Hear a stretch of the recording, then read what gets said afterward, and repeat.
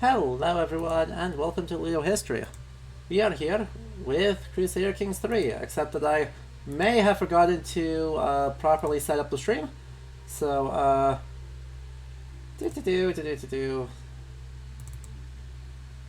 there. Let's try that again. Woohoo! Also, we're actually not going to be starting with playing the game. Thank you, Hoary Books. Good evening to you too. So we're actually gonna, before we hop into the game itself too much, I want to take a look at some of the other stuff that surrounded the game. That's something we don't do a whole lot here, but there's something really interesting about like marketing material and other sorts of what I can call paratexts, or kind of the things adjacent to the game that aren't necessarily part of the game itself, because they'll tell us quite a lot about kind of what's going on. Before we do this, I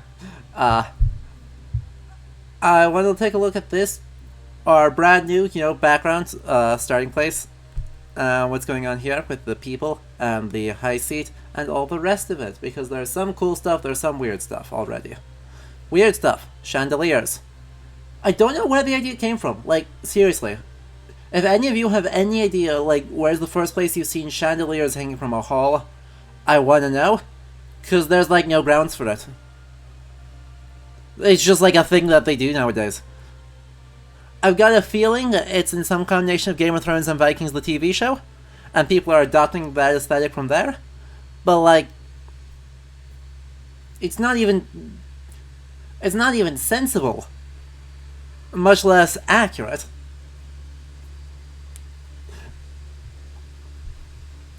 So there's the first thing that stands out to me is, our central fire is totally absent, and then in the entire rest of the hall, what we should actually be looking at here is oil lamps being used as our main thing. These little open dishes with a wick in them that you can carry around.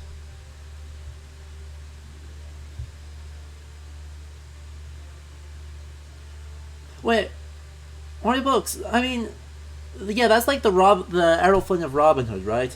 But in a castle is different than a longhouse, right? Is that what they're doing? They're just adopting, like, Errol Flynn, Golden Age cinema styles? And then they're just importing it, saying a longhouse is basically a castle, therefore we put the same things in? They might be doing that. Lord knows the rest of the furniture doesn't make sense. Here's what I mean by the rest of the furniture doesn't make sense. There's some disputes about how we actually should reconstruct a longhouse, especially one of the bigger ones. But one of the things that's really said to be important is the mead benches. And so what they're interpreting that as is basically just regular tables. Regular-ass tables. What I think we should instead be thinking of mostly are these big, long rows, kind of along the walls or maybe a little bit in from them, that you can put padding on, and then it would have, basically, almost thinking more like medieval times, if you've ever been to that dinner theater, seating, almost that style might, in my mind, is kind of a better reconstruction. Rather than being, exactly. Instead of being a cafeteria. It super looks like a cafeteria right now. Same vein, the floor is way too dang nice. Wood floors are occasionally attested, but they tend to be in the corners, in, like, things that are most likely designated sleeping areas that are kind of out of the way, not being trampled. For the most part, we're looking at packed earth. The idea that someone would have this beautiful, beautiful oak hardwood flooring? Insanity. There is a great lack of 50 billion dogs on that floor. You're not wrong. There is not nearly enough refuse, animals, animal hair, broken things, smashed stuff.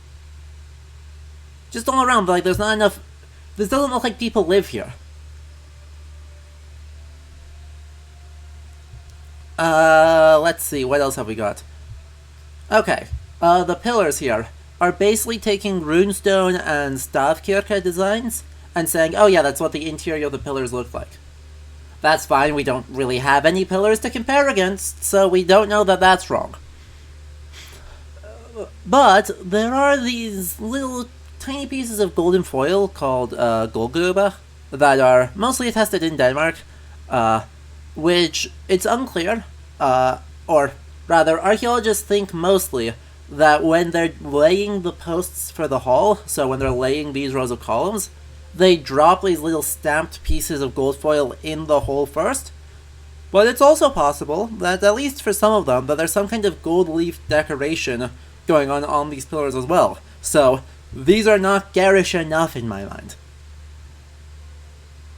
Right? These don't look like they are garish enough to me. What else have we got? That shield's wrong. That shield is just... no. Bad. Stop it. No.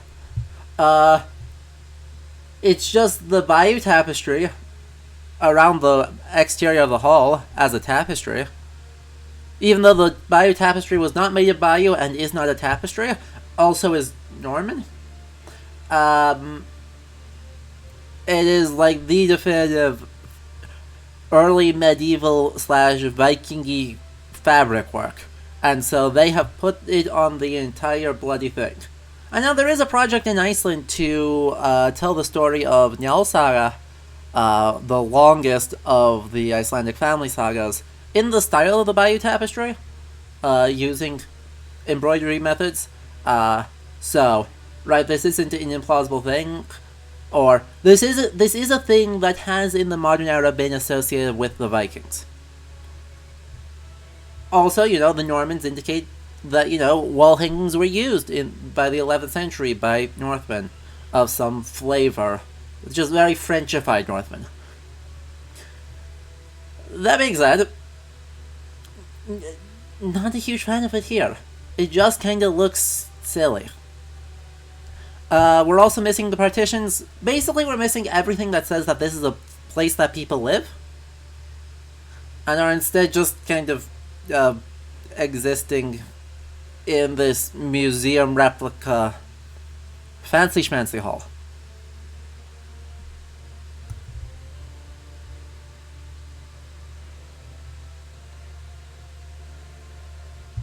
Oh, is that what they're doing? Is that what... This dude, really? Is this actually just Edoras? Copy-pasted? This might just be Edoras. But, that's actually one that's worth checking, because we have the power. We have all of the power, because I need to add another thing. Browser source. Actually, let's just do a window capture.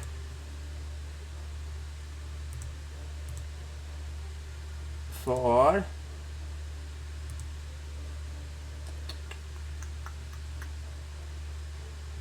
That's the wrong Firefox tab.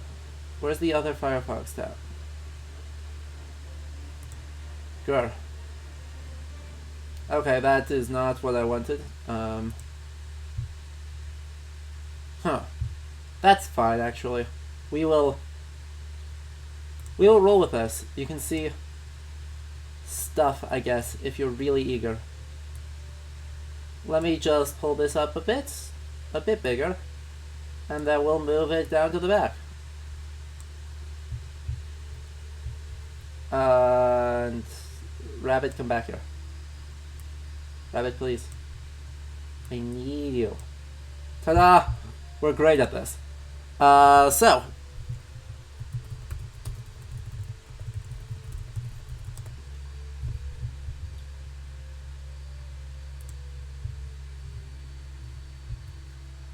Let's take a look at what we've got here. And you see my JSTOR tabs. I'm here. You know I'm not going to not have them. Okay, Crusader Kings, thank you. I don't care. Oh, one. Oh. One of those numbers is right. I won't tell you which one.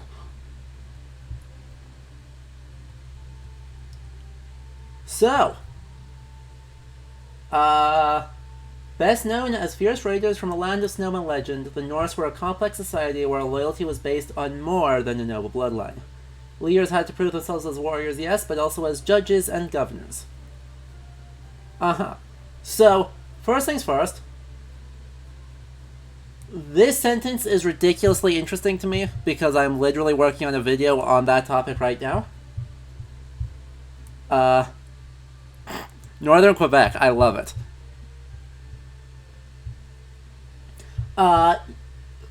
If you've ever been to Denmark, there's a small problem with this description of the Viking lands. But it doesn't accurately represent what people think the Viking lands were like, right? There is this image of them, especially in the last 10 years or so, that this is this big snowy climate. I think there's some evidence for 20 years ago, and actually even as far back as 1989, I can reliably get the aesthetic. But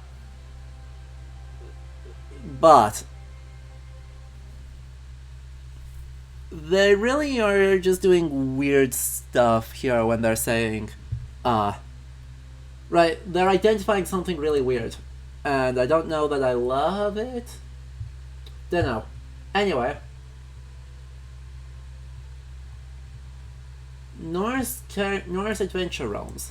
Norse characters may abandon their own homes and lead hosts into foreign lands to establish their own kingdoms. So, in practice, what this ends up being is that we can just kind of up and yoink. Just literally just yoink someone's land. And the cost of that is that we lose all of our land. Which feels to me like it's designed basically around a specific moment in the saga corpus, which it happens to be the same moment that Assassin's Creed Valhalla starts. Basically, the idea is that this is taking the identification that that the Viking Age gets kickstarted under Haraldr Harfagri accumulating too much power and land, and a bunch of people saying, "Screw you, I'm leaving," in a huff and going somewhere else. Also in practice, this is a really cool thing for the AI, not so much for the player. Because the AI doesn't game over if they lose all their holdings. The player does.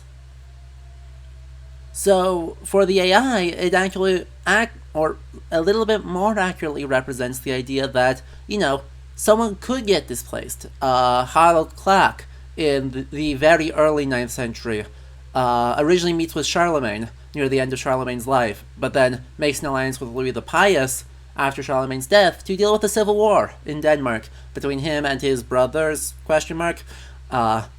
There's this ongoing civil war, and so Harald Clack nominally converts to Christianity to get a bunch of Frankish soldiers to take back his half of Jutland, and then he becomes apostate, or just kind of quietly ignores the converting part.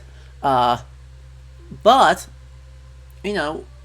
this idea that, in the power struggles of petty kings, people could and did lose their lands, and that they would take their followers and just kind of go and claim somewhere else. Obviously, Rollo the Walker, Rollo of Normandy, does the same thing, of a sort. Kind of, maybe. We're not sure what lands he had in the first place.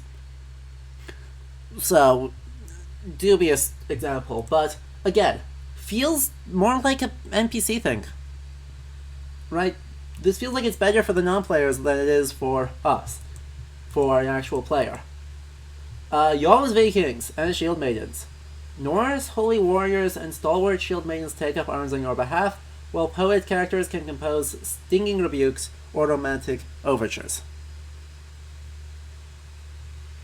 What? What?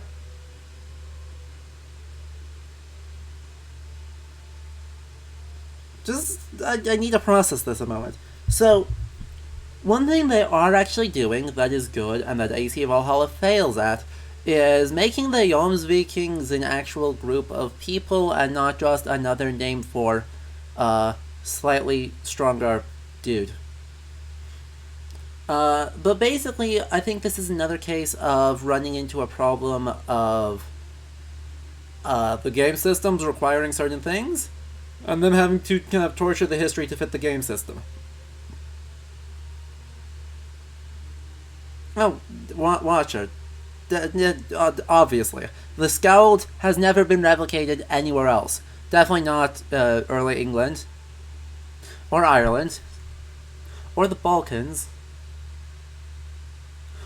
or the Abbasid Caliphate, or France, or later England. Nah. They're Norse.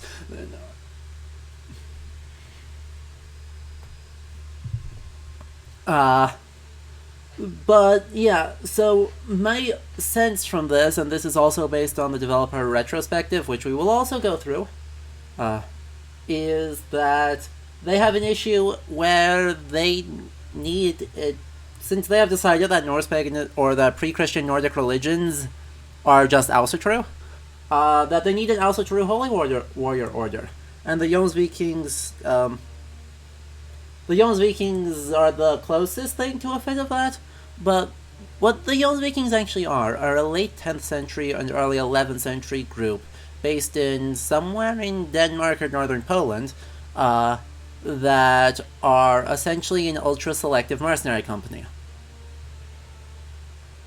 That's it. Right, there's a whole bunch said about how their tests are so rigorous that it's only like a third of all applicants get it.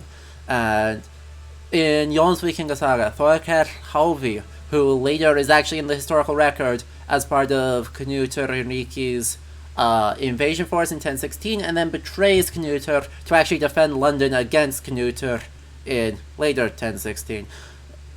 Mercenaries. And so, right, he went and tried to enlist with 2 companions, and neither of his companions made him, but he did. Okay, Svein Forkbeard supposedly was a Jomsviking for a while. So, right, my memory of Jomsvikinga Saga is a little bit fuzzy.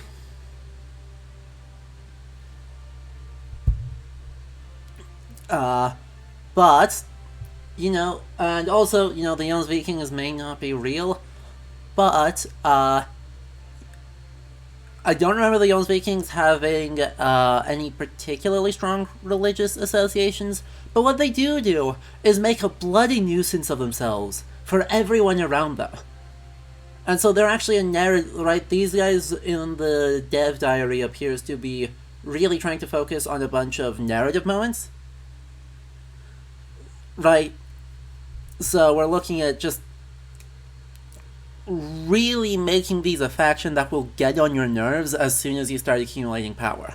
And you can hire them and make them get on someone else's nerves, but really it's more of a point the bad news in someone else's direction. And Emmett, I actually prefer using the Jomsvikings to Berserkir, because that they are at least a group that is an actual order, whereas Berserkir, right, a great analogy that you'd get is, Berserkir, for me, are kind of like heroes for you. So, like, I don't want them to be a holy order either. So, as far as this choice goes, this is fine. Oh, hello. Shield Maidens. Shield Maidens are also, not amazing, right? Except for, like, there's BJ581, who might also be from northern Poland, and is a female, buried in a grave that has been identified as a warrior burial for 150 years. Neat. There's been one ongoing research needs to be done to determine whether how much this is history and how much of this is literary construct. But they really want them in the game, so fine. They're just like champions, right?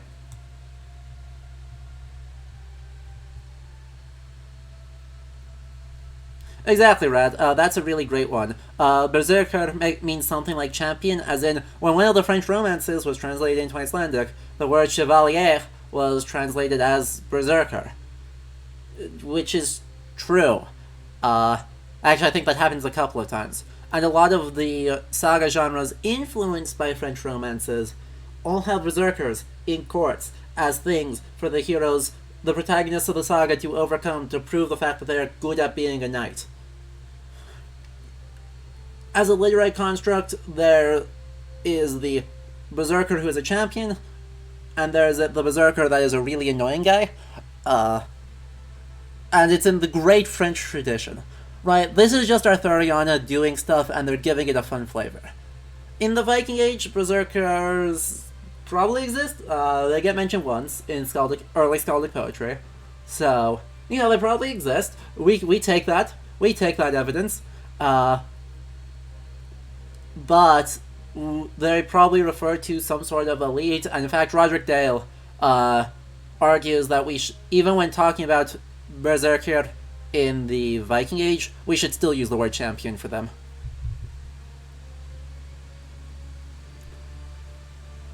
Anyway, what's up next? Poets, fine. Poetry is really important. The thing I hope they don't do is making the poets bad at this. Right? If they make this be bad at this, they have done something wrong. Someone should be good at this and this. That's what makes them a protagonist.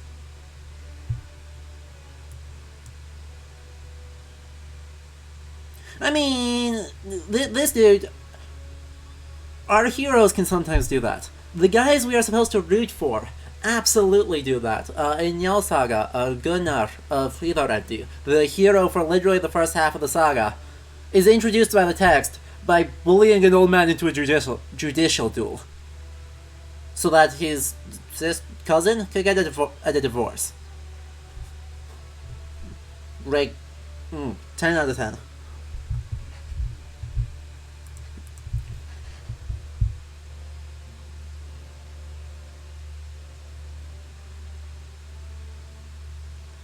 Let's see what's next. I want to save the bloats for when we get into the other thing, because the dev diary has some more detail on what that is. I have feelings.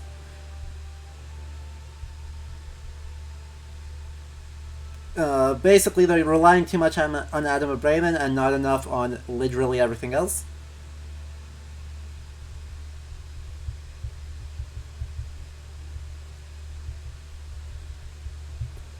Anyway, good. More art, more music, great. Berserkers, missionaries, runestones.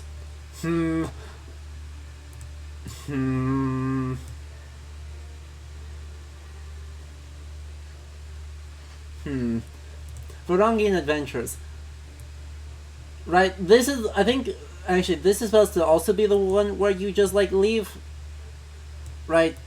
You can just, go and yoink someone's land. So this is the one that's supposed to be based on the 9th century, and so uses the Varangian. They're truly just stealing the word. There is no reason for that. Right? There's no actual reason for them to be calling that a Varangian adventure. They just want to steal the word because they think it sounds cool. But fair play to you. Fair play. Right, they may be trying to do this based on the fact that Byzantine sources called the group of Scandinavians closest to the Rus Varangians. And so I was trying to imply that this adventure type is what is used to found the Kievan Rus in the Russian Primary Chronicle. But that's not actually what's going on, because the Primary Chronicle says that Rurik and his brothers were invited. As three Varangians, they were three Varangians, and were invited to solve the disputes among the people of the Volga River, because they decided they couldn't do it on their own, and would be better off having someone else do it for them. And the Varangians were like, sure. Yeah, you just want to give us the kingship? Why the hell not?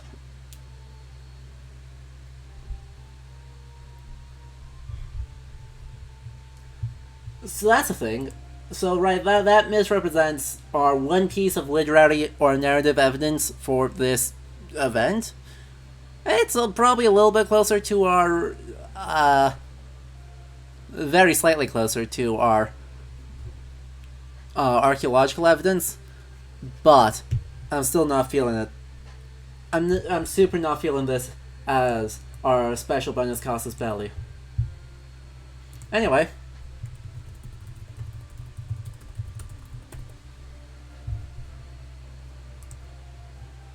They have diarrhea. And yeah, I warned you there was not going to be all... Nice blood effect. 10 out of 10 blood effects. I warned everyone there wasn't going to be all that much playing in this because the paratexts are interesting. And this is just the worst image. If you are in the Discord server, if you are not in the Discord server, fix that. Link is in the About section. Or I'm sure someone will drop one in chat in a moment. But... the full version of this image is a bunch of uniform guys wearing scale mail vests and turbans, while there are pillars around here with two Norse guys with daggers about to jump them. Right, that's the full zoomed out version of this image. While the Norse guy and his wife look completely non-flustered about the fact that they're getting pointed at a bunch of Islamic guys. There's a big oof. There's a big oof here of the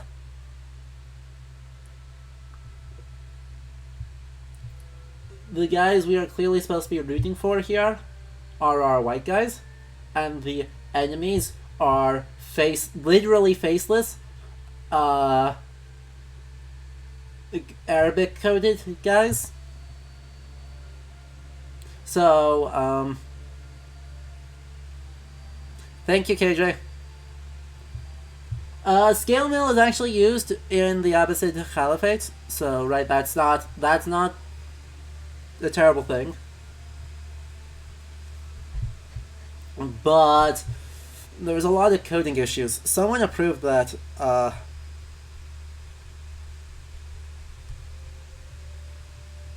and I'm not a huge fan of whoever approved of that. Anyway, a little bit of the new content. What a shock that we did the first Vikings, right? So, this...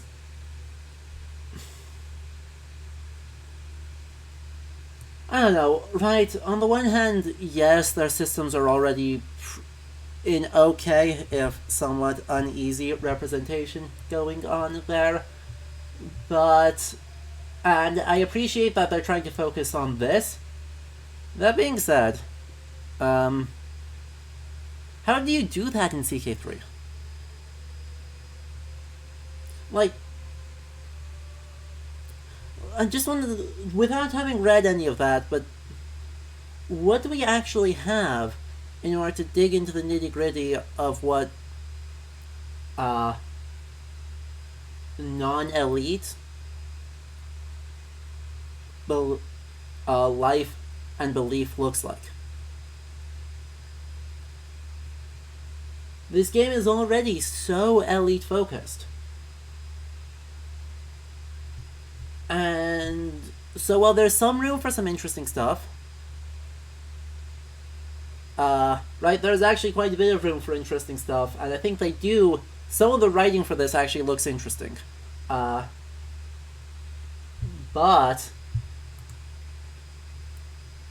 oddly, like this one in particular, how do they raise their children, actually is one that their systems already have pretty well covered, because fosterage. That's how they raise their children. They fostered them off to other people to do all the hard work. And the higher status person you could get to foster your child, the better off you were, kind of. Unless you were already at the top, in which case you wanted to pass it off onto a relatively low person, like a freed slave. So, yeah. I appreciate this, though, right? How do we make... Except for the word tribal in there, put a pin in that. How do you make this culture seem alive in ways that are not just, I steal things goodly? And, I think Assassin's Creed Valhalla was aiming for the same question. That's kind of like the big question in video games right now. And I think they all kind of suck at it. Right? They all kind of are just really bad at it.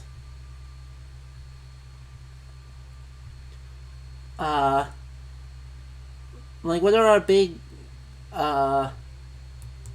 Viking games? Well, we have Skyrim, in which your main mode of interaction with the world, with huge parts of the world, is just killing stuff. Or standing around talking to NPCs. Really, it's hard to just be a farmer in Skyrim, right? It's way easier to be anything but a farmer. You can make whole meme runs around trying to be an ordinary person. We have God of War, in which the goal is explicitly, oh wow, look at how we are exploring the cycles of violence and how our world is forcing us to behave in violent ways. We have Assassin's Creed Valhalla, which is all about really feels the need to throw a combat encounter at you every 45 seconds in case you get bored on the rest of their game. Right, even as they try and say, hey, there are other ways of interacting with the world, they throw a combat encounter at you every time you move somewhere for even a second. And what do you do? We have Banner Saga, which is like the whole point is the endless onslaught of people. And you have Valheim, in which you can do other things. You can actually do lots of other things. But all of that is just feeding back into the loop of the point of the game is to do a fight. Right, of them, I think Valheim has the most fulfilling feedback loop of just build a thing. Right, if you go for a nearly or partially non-violent playstyle, I think Valheim has the most compelling non-violence option. And then Skyrim. And then it's not physically possible to do non-violence in the rest of them. So, yeah.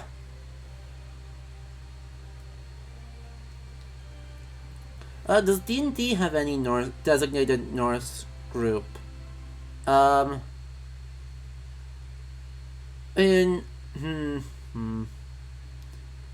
In the things that have explicitly established for 5e in Forgotten Realms, not really. Nothing that's right. Nothing to the extent of how the traditional fantasy world has a not Vikings TM, but lots of settings have Norse coded peoples. We'll see if some of the stuff they release in soon has it. I'm not super familiar with Forgotten Realms lore, because Forgotten Realms lore, yeah, Goliaths are probably the closest. Goliaths do become barbarians. They do kind of do the vibe. Anyway, sack the Phrygia.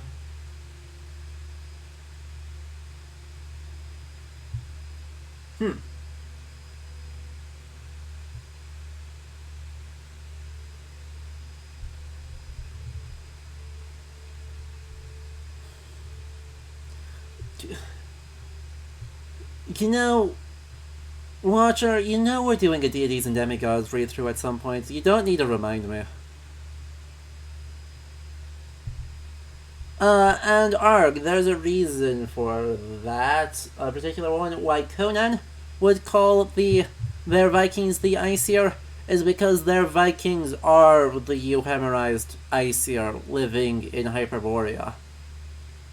Right, Conan's whole thing is all this stupid pseudo-history is real. And because the stupid pseudo-history is real, they just use Ynglinga Saga as their source, in which case the Aesir and the Vanir are historical people groups, and not Snorri fanfic. So, right, there is a reason for that. Oh yeah, the world of Conan the Barbarian is terrible. Not a fan. Anyway, seems like this is a pretty meh feature, basically. Right, we do a raid, they'll stop a raid, we can go trading instead. Whatever. Scandinavian Adventurer System. One thing that the Swedish AI really loves to do in the base title is collect holiday homes. Ireland, France, Spain, Sardinia, Stoke-on-Trent. If it's vaguely near the coast, Sweden wants a piece of that action. Preferably just a small piece for the collection. Oh boy. So, as Lords of Scandinavia lose their last holding, they're out a pile of other such rulers, from which you select some in every X years. Then looking down a list of major areas of Norse colonial interest, check to see how the Norse are doing. Okay, so this is actually what I was saying, where this works better as an AI system than as a player system. This is an AI system.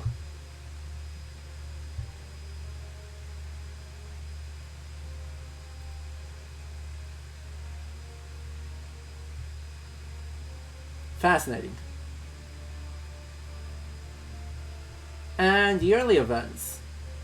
Okay, so yeah, that's what they're doing. They're doing it all as just kind of little narrative moments, where mythologizing, child rearing, raids and slave taking, and acts of performative honor like kneeling or shield maidens. Holmgangs, literally island goings or judicial duels.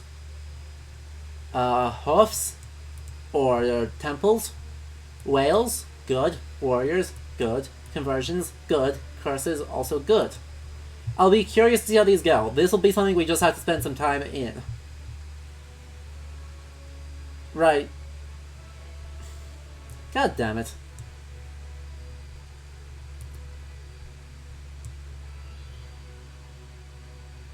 Really?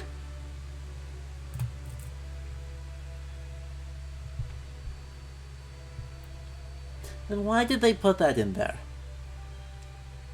Scandinavia tries so hard to persuade Latin Christendom that it is not at the end of the world, that they go and blame Iceland, and Iceland goes and blames Greenland, and Greenland goes and blames literally Vinland, in order to keep pushing the edge of the world farther away from them. And here we go, literally centuries of effort, and they just put it down as we're at the edge of the world already. So, meh. Bleh. Sure, you need to go out raiding and bring back loot for your capital, but you also have to deal with tensions between your warrior class and the farmers that work the land while you're gone, or the monsters that the small folk tell themselves stop the forest.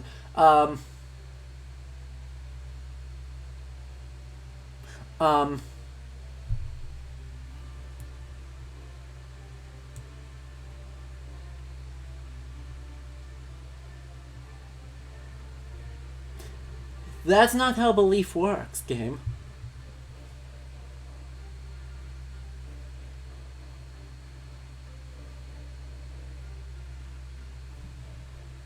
That's not how...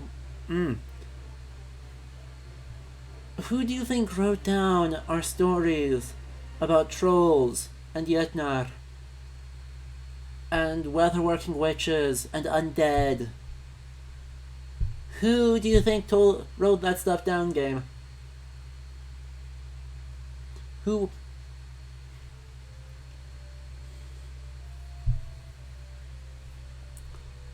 If you think it's the quote-unquote small folk, no. Stop framing folk belief as lower class. Stop framing belief in the supernatural as a thing only poor dumb people do. Dear Lord, you claim to be trying to be respectful. Well, Iceland does have an extremely strong storytelling tradition among not the elite, and an extremely strong writing tradition in the early modern and modern periods among not the elite. Good lord, is that still reductionist. And of course, we're too cowardly to just put an undead in our game. We're too very cowardly to actually have trolls around. And so it's just a moose. It's just a rabid moose.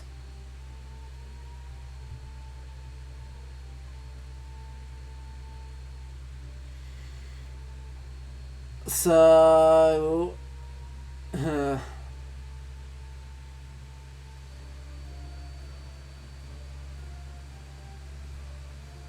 Now, that being said, this event here, the accursed one, looks a lot better. Right? An actual kneading pole being erected and just accepting a powerful curse that threatens his very life.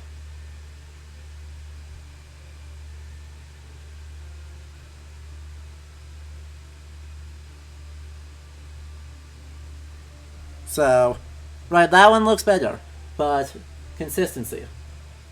Anyway,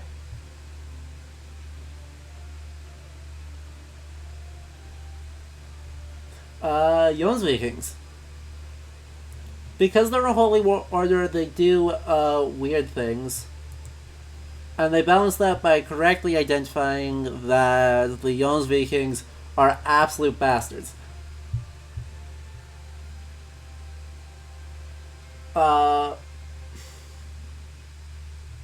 So yeah, fundamentalist also true ones. One, don't use that word for pre-Christian Norse religions, ever. Literally ever. These pirates consider Christianity to be a threat to their way of life. Which is why Thorcat Halvi allied with Edmund Ironsides.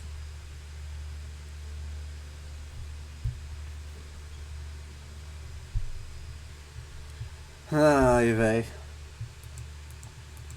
So they're religious fundamentalists, and they're happy that no one is quite as serious as them about the old ways. Everyone's either in a rush to reform, which is heresy, or a rush to convert away, which is apostasy. No, hang on a minute. Hang on, no, wait.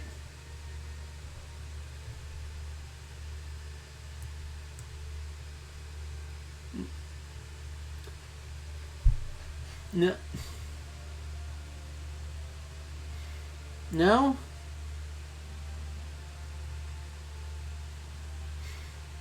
Those aren't words that you should use in the context of an ununified religion that is not Christianity.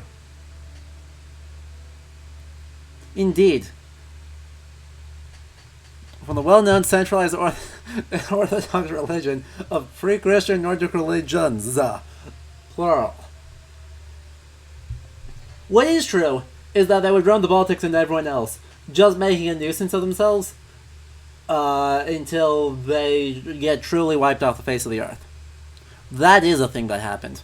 There's probably some stuff in Jonsvikinga Saga about belief, right? I'm not going to say that that's completely off base, because that is ringing a faint bell. It's just been a while since I've read it. Anyway, Shield Maidens. Shield Maidens basically just like level up.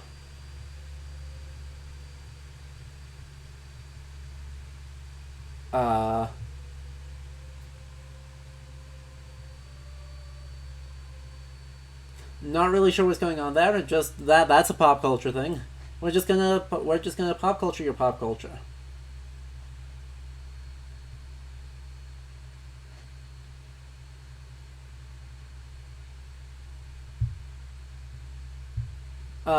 Fair play to them though, gender neutral shield maidenry.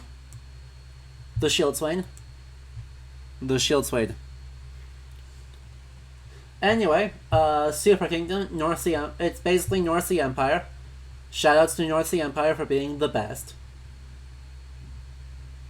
And then there's, there's something about reformed. Reformed pagans get a modifier that makes them... That makes me suspicious.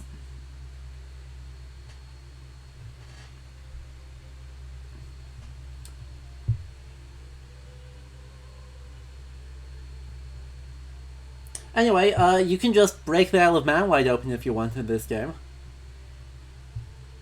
You can just absolutely maul... if you get the chance to elevate the Isle of Man, you just maul the Isle of Man. Bloats. Okay. Bloats are an interesting conundrum. Good statement. In CK2, they were heavily modeled after the account of Adam of Bremen, an 11th century German bishop and chronicler who specialized, amongst other things, Scandinavian accounts. They're fun, but they also require a lot of micro to get the most out of them, and paint a very human sacrifice-happy view of Norse paganism, that Adam of Bremen certainly agree with, but it has somewhat more mixed archaeological evidence. A little bit of an understatement. The human sacrifice almost certainly happened. It's really dang hard to identify sacrifice victims in archaeological material. Or ones that are definitely sacrifice victims and not potentially other things. We honestly, we have like bog bodies, which are super obviously sacrificed, but those are from the Roman Iron Age, not the Viking Age. And yeah, Adam of Bremen's picture of like 70 humans hanging for a week outside the temple at Uppsala is just not. It's just not. Arg, yes you have. Have you ever seen someone get blood-eagled? You have absolutely seen human sacrifice. It is a thing that a lot of places make a very big deal about. But, it did happen. It actually may have happened with some regularity. Our evidence is mixed on that. We just don't have the archaeological material. It's really hard to identify a sacrifice from some bones. We can identify possible sacrifices, but our sagas do have some depictions of human sacrifices. Adam of Bremen has human sacrifices mentioned. A few other places have animal and human sacrifices mentioned in the legendary and less legendary material. So, we're not going to make a big fuss about it. It did happen.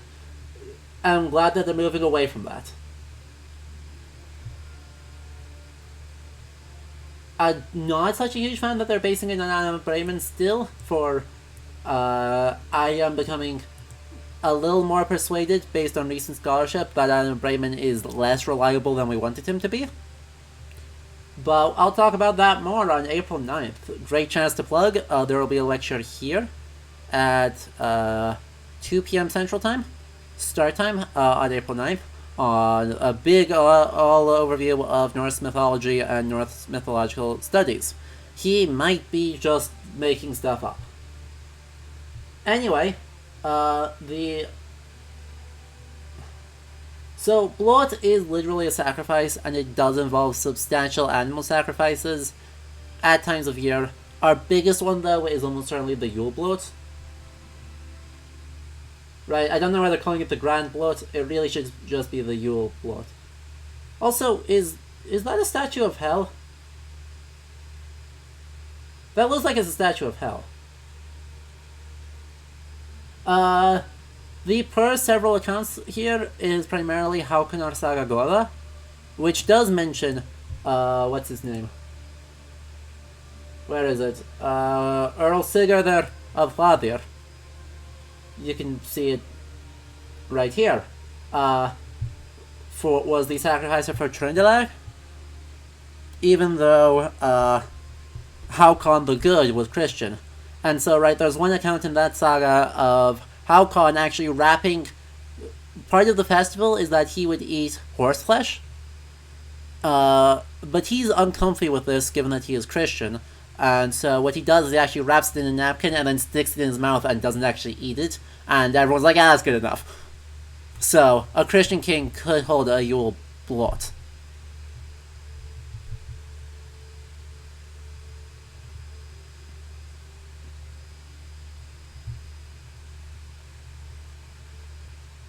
Anyway, select personal gods. An extension of Vanilla's Bhakti tendance. Haha. Selecting a personal god list, characters choose a patron deity whose worship guides their life and attracts relevant specialists. Gotta say, of these, my all-time favorite has to be selecting Utlur. I know Odin is generally better and more versatile, and Thor has the catchier theme tune.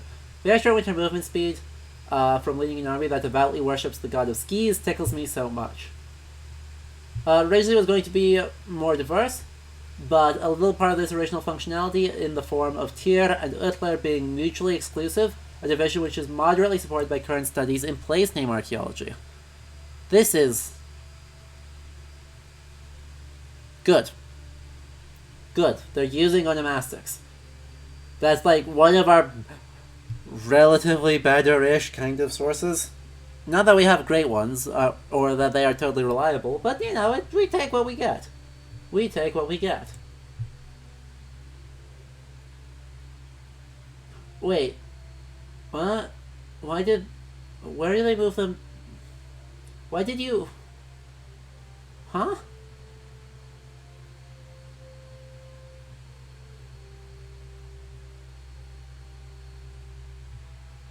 Shifting the Norse pagan holy site, removing the two from Denmark and Holland. Shifting them instead to York and Kiev. So, right, well, these aren't terrible choices. I mean, Jorvik and Kiev are Norse-occupied or Norse-founded cities. But you can't just remove Samsa.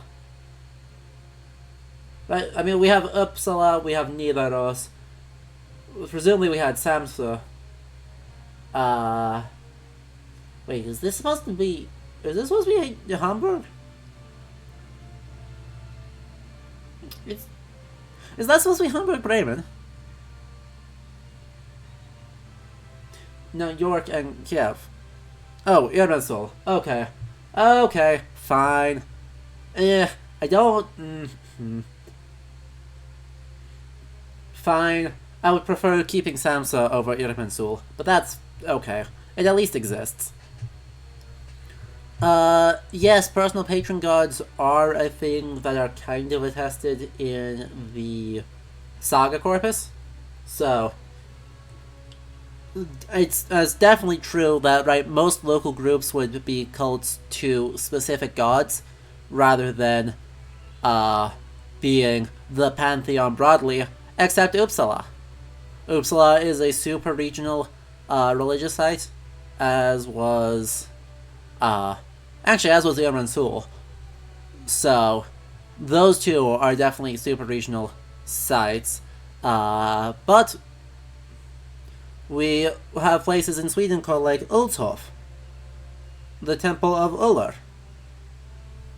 Because of the Temple of Ullr, right, Thor is probably not being worshipped at the Temple of Ullr, even though Thor is Ullr's stepfather. That's not the best example. Tyr is definitely not being worshipped at Ulthof. Njörður... Actually, no. Njörður and Ullr place names tend to occur next to each other. So, meh. Anyway, surprise. Everyone started designing their characters to be Odin. Meh. No, Freyr is the other god that often shows up next. Like, you usually have if you have an Ullr place name site, somewhere nearby you have either a Njörður place name site or a Freyr place name site. So those aren't the best examples I could have picked.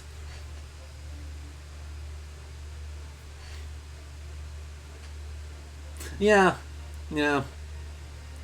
There's a problem of having all the same gods, right? Of the gods that everyone knows about, being the ones that are actually cross-regionally popular, except Ullr. But we don't have a lot of Freya place name sites. You're definitely not going to have Ullr and Loki in the same place, given that Loki has 0 place name sites. Literally none. It's great. Anyway, I think that's enough of that. Let's get back into the time of everything. Oh, let's actually play the video game. It feels weird, but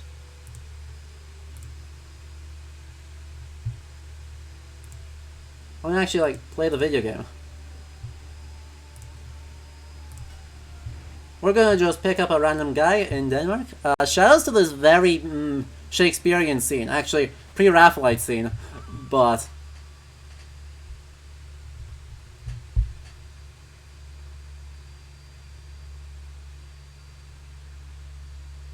who should we play?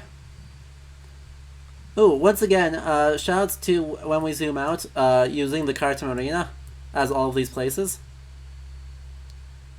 Oh, we still only have the two there. We could play as either. I don't think we're going to play as either because I want to actually interact with people. But that's fine. Sealand, Uland. That's Jarl Sigurd Armory area, isn't it? Yeesh.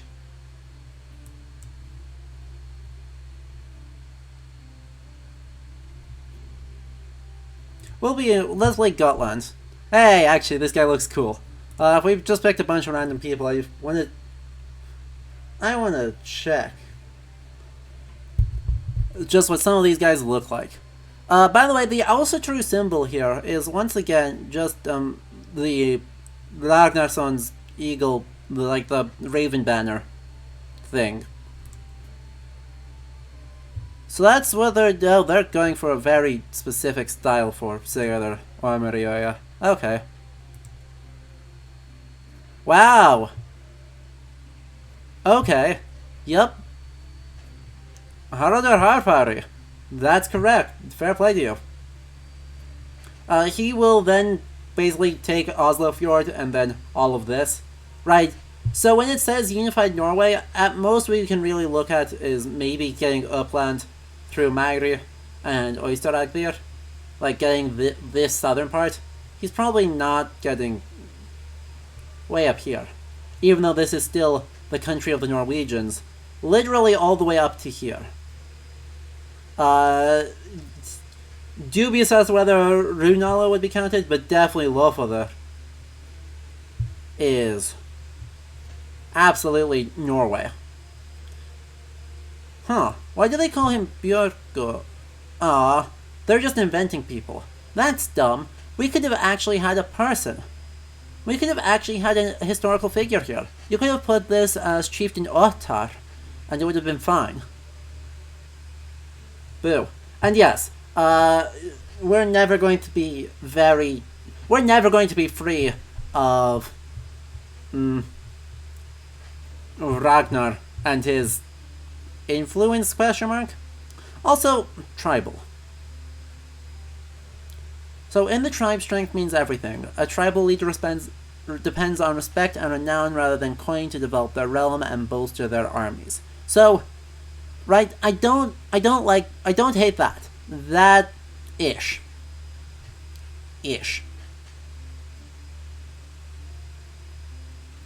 Respect and renown, yes, but also coin.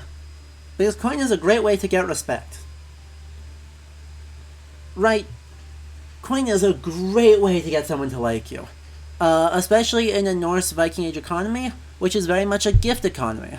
This is a gift thing where if you are not displaying your wealth, if you are not giving away your wealth in order to attract followers and reward your followers and be seen as generous, rich, being able to afford to be generous, and being generous with what you can afford to be is deeply important for how you get respect. So, right, I don't like that.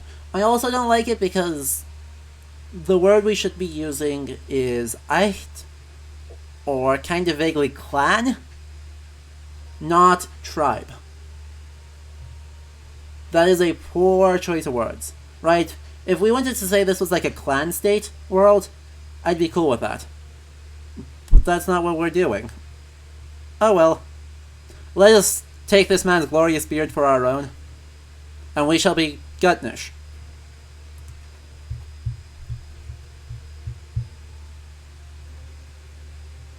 We can hold... Hey! We can immediately go and see what happens at the plot. Anyway, we need a lifestyle. We are apparently good at intrigue and terrible at diplomacy. Fair play.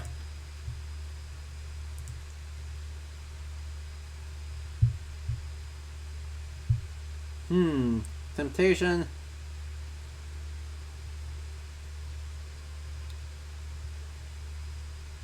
I don't actually like any of those. I don't love the intrigue thing overall.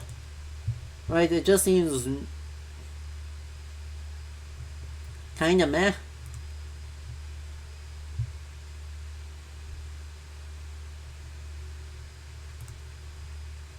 Seems pretty just meh. Anyway, so the reason I'm choosing Gotland here is that Gotland is just super fascinating in the world of the broader North Atlantic. Because Gotland is effectively its own whole group, right? Throughout the Middle Ages, it takes into, what, the 12th century for Gotland to be incorporated into the Kingdom of Sweden. And going up until then, it has its own language, its own law codes, and even after that, it actually... I can create the Duchy of Visby. Exciting. Okay, there's stuff here. Let's turn the speed down so that stuff might happen to us. Then we'll actually get started. Good question. How secure is my succession is...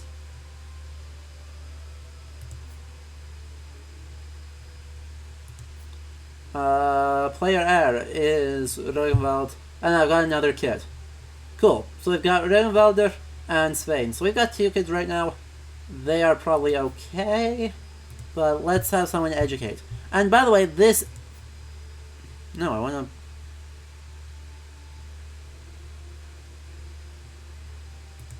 to make this not,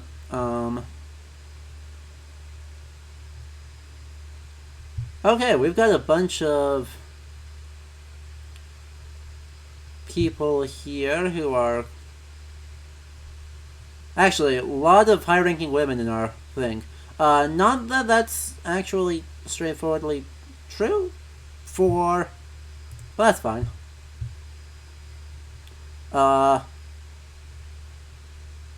Right, I don't mind this, even though, right, there's a little bit of dubious stuff. Can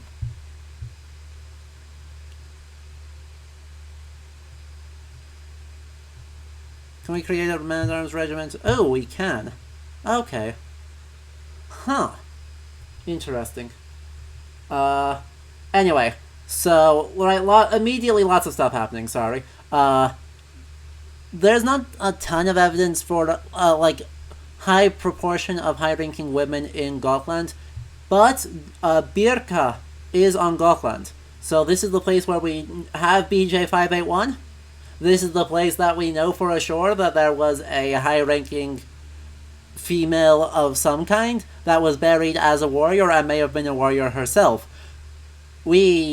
So, fine. Right, if you're going to do this anywhere, Gotland is there are far, far worse place than Gotland. Okay, so we have, in our people that we can recruit, we have Varangian Veterans, who are expensive as hell. We have Huskarls, who are English. Armored Footmen, Bondi. Bondi are... That word actually just means farmers. That doesn't mean an actual troop, but basically these would be like our levies, essentially. These are like our stock raiders, are the local farmers. Vigmen being like battle people. But they appear to be bowmills. Warriors in the front prevent an impenetrable wall of shields to protect archers in the rear. Okay. Sure. Bondi are part of the class of free landholders, often the competent sailors that use longships to trade and or go Viking. They fight using spears and shields. Awesome. Doesn't quite get that, it just translates to farmer, but yeah. Varangian Veterans. Ooh, a thing happened. Explorers, adventurers, warriors, and mercenaries from all around the far-flung Nordic colonies. Some have even served in the Varangian Guard. Exciting. We'll hire these guys.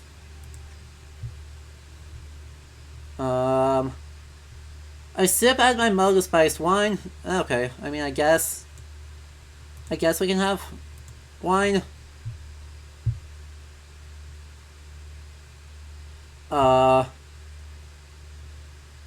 But, scanning over the latest scroll work. Where other men speak silver words, he leads soldiers in iron herds. His subjects is grateful for what they are not. They'll soon see on which side they have fought.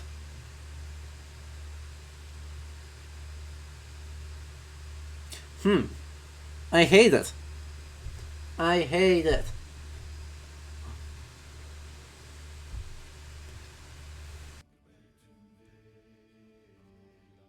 The trait we get from this is not the correct trait. But at the same time, this is not the right topic. This is not quite the right length. Actually, yeah, I guess. If you split this into half lines, this would be the right length for a skaldic verse. But this is not nearly the right meter. And where other men speak silver word. This is just iambic quadrimeter or tetrameter. He leads soldiers in iron hearts. Yeah, the subject will break. It's just it's a super scuffed iambic tetrameter. And there's nowhere near Droskvite, which you know better, game. You know the wit. But at least they're having your king do poetry, which is something. We take that. We could take a concubine. This is fine, right? We can probably actually do. But the other JSTOR article I had pulled up was that, hey, concubines. Oh, good. So they do this. Right there's lowborn. Possessed. Okay. Fair play.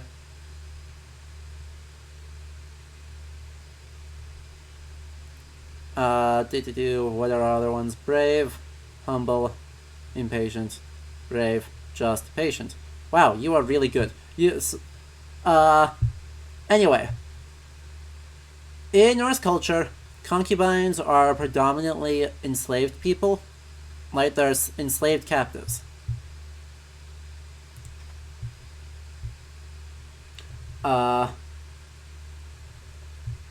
But there could be freed concubines. This continued well into the 13th century at least.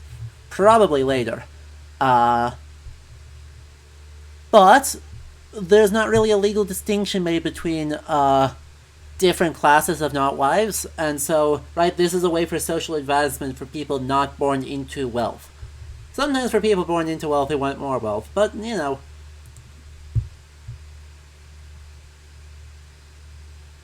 Indeed. Are any of you guys actually any good? Wow, he has high prowess, but terrible martial. He has pretty terrible. Okay, he's got huge martial, but terrible. Huge martial, but terrible prowess, but that's fine. Recruit. And that's fine. I don't need more.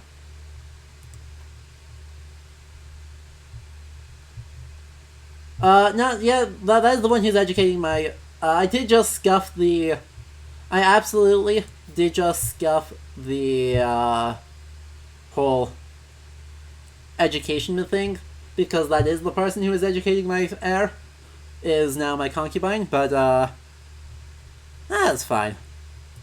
I'm sure it's fine. Anyway. Interesting.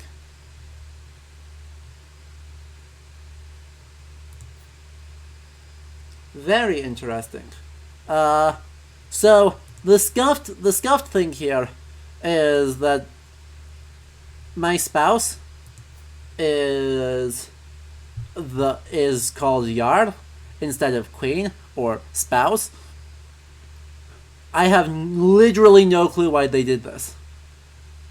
Literally no clue why they are...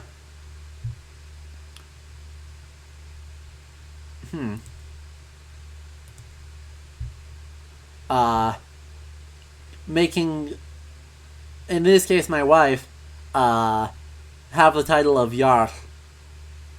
You might see Jarl Skona, so the wife of the Jarl, but you know who has the title of Jarl? Me. It me. Chieftain. What do you think that word means, game? So, yeah, I get it that this is my appointed Jarl, but I can't actually unappoint... Right, I can't appoint someone else my Jarl. Because if you hover over the text for Jarl, it goes straight to spouse.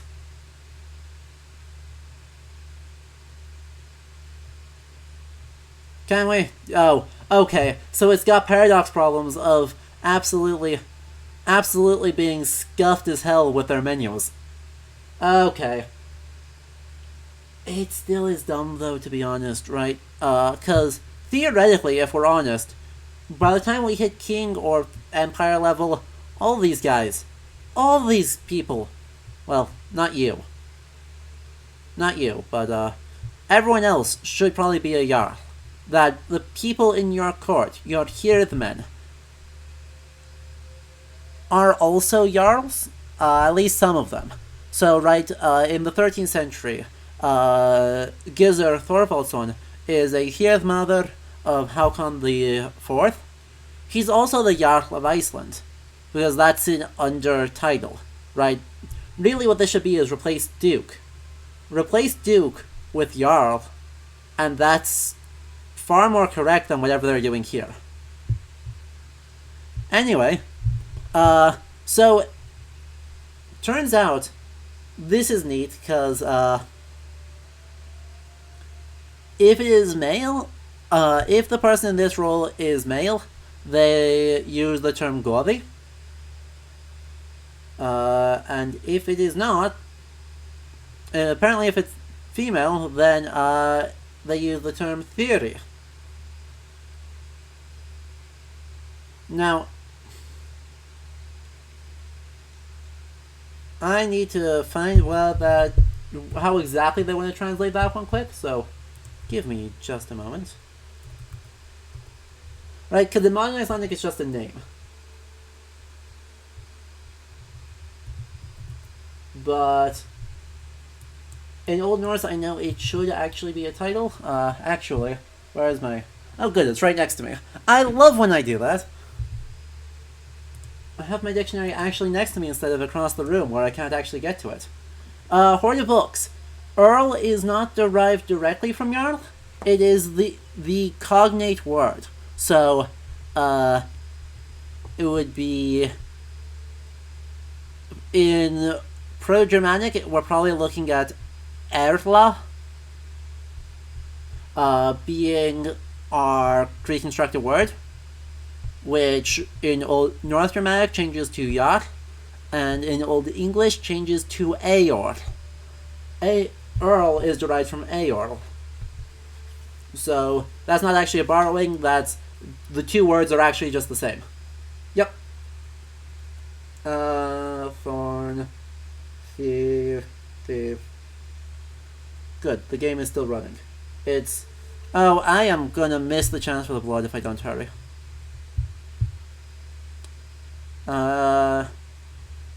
Saying on the scale of feast, what or who to sacrifice. Gaining piety. Oh, they only let it be once every 10 years. How very Adam of Bremen.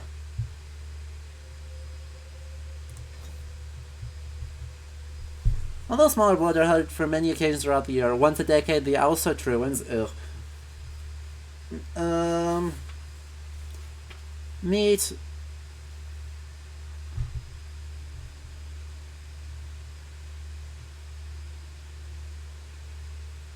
Interesting. Second thought, perhaps this is too expensive. I don't have any money. I actually don't have any money by which to do that. So, that's awkward.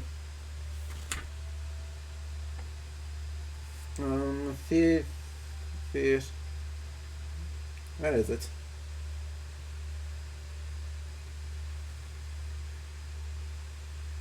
There's Theoria. Finna, Thema. Huh.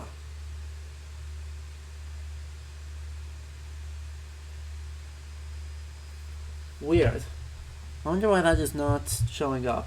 We're just gonna let time run while I try and find this word, because it's not in my dictionary. Which is concerning.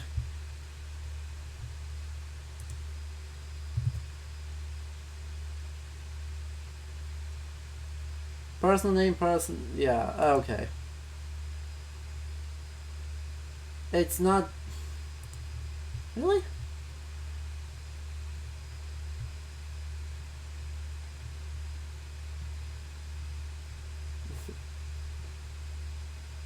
Yeah, interesting.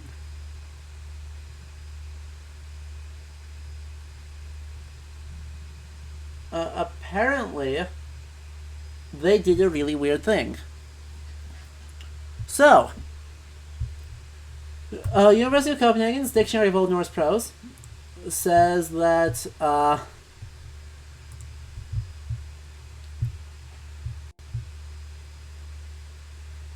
I do not fulfill any of these. Okay.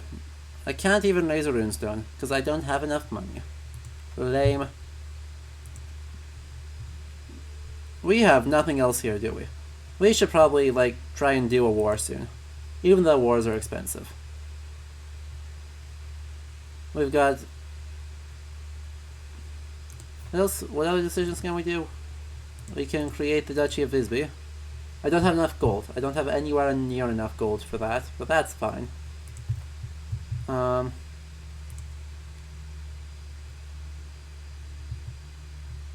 What casus belli do I have with him?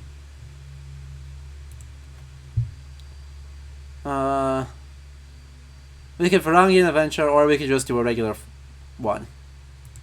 That seems better. We have similar size armies,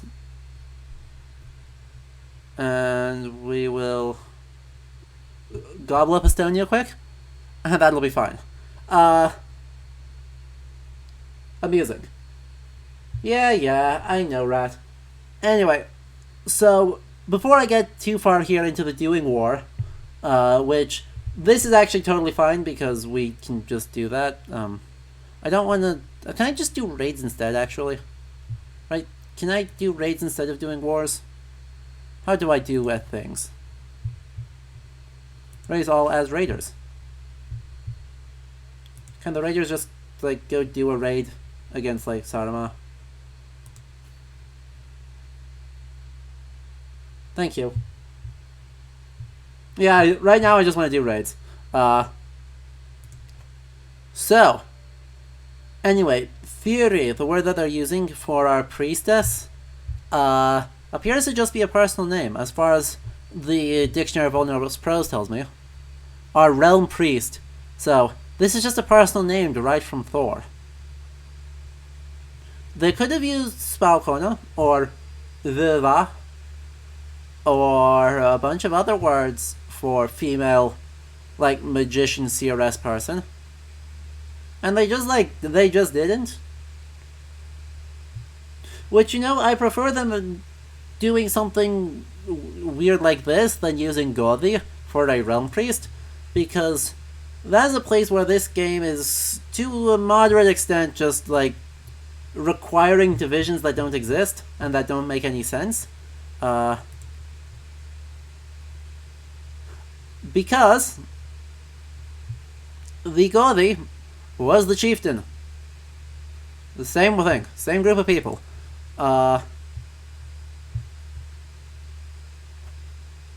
Huzzah.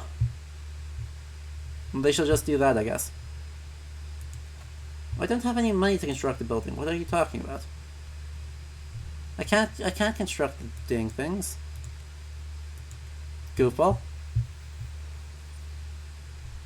Anyway. So, yeah, right, they're just kind of doing random stuff, by making the god the equivalent to a bishop instead of the fact that the chieftain is the religious head is everything else. And the, case where it goes less than stellarly for everyone involved is Christianization, when suddenly those two jobs are different. And so Goldie just becomes secular chieftain until they start building churches on their land, and then profiting from that.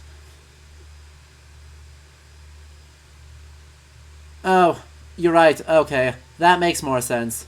I'm just bad. Yep, Theory being her name makes way more sense. Givya being the female form of Gothi. I understand. I am dumb. That's fine.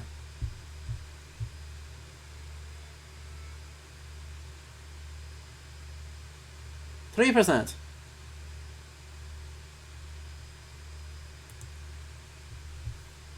That makes way more sense. Hi. Can I check my raiders? Who is in charge of my raiders? Am I in charge of my raiders? No, Friederker is. Good. Except that we're getting wrecked. So that's not good.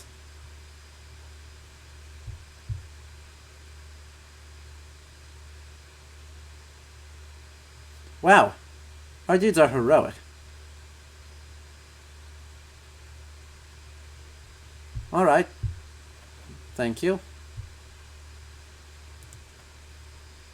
Exciting. So, apart from me being dumb, wait, where are you going? Don't go there. No, stop. Come back.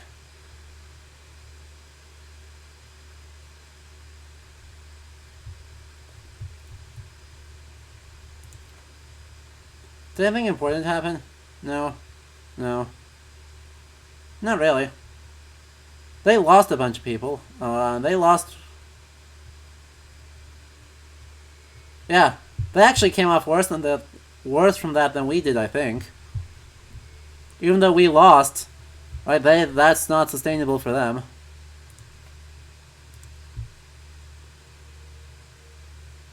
Oh well, let's create some Bondi.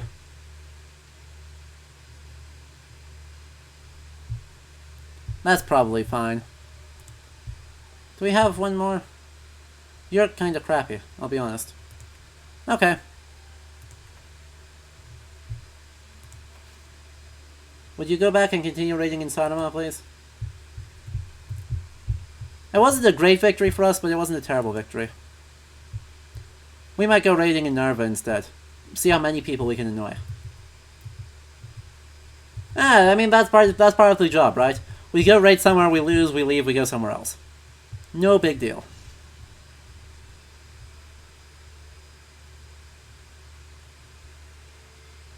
Oh. Okay. Bye. He went off to just, like, bail. I need someone with good... Wait, didn't he just... Yeah, wait, isn't he the one who just went to the Varangian Guard? Why is he... No, I need him... Boo, I don't have really anyone good for this. That's fine.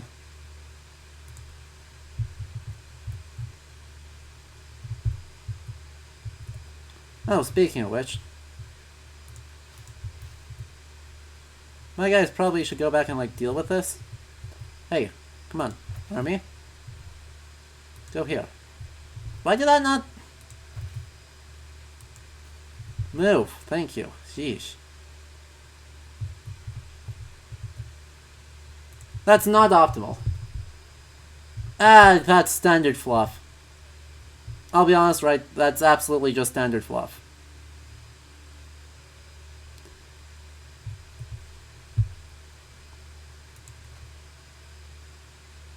Oh good, they did their thing.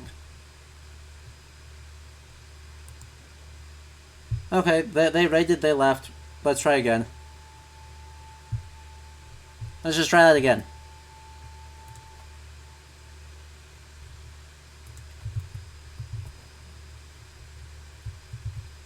Huh.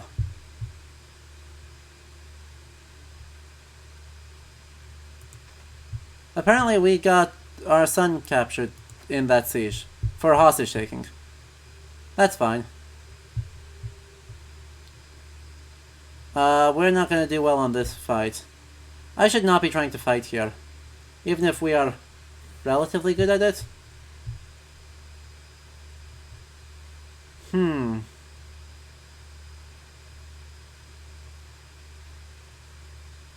All I'm saying, Chieftain State, is that skis are fun even without hunting. It shouldn't be so unusual to ski for the joy of it, not just the utility.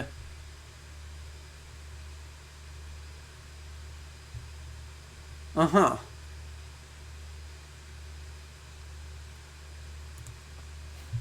Effortless win. Absolutely effortless. Unlike this, which is bad for us in every way, shape, and form, even though our guys are kind of heroic. Damn it. I really should stop raiding here.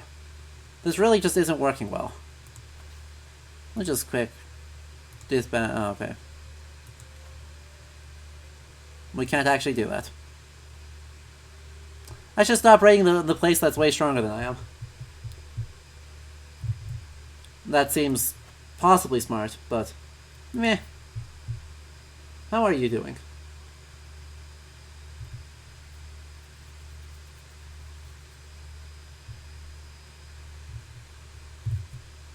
Pomerania?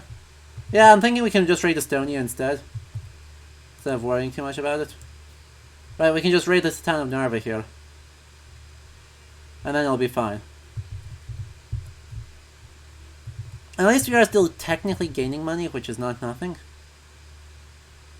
Are we gonna raid? Are we gonna do, are we going to do anything?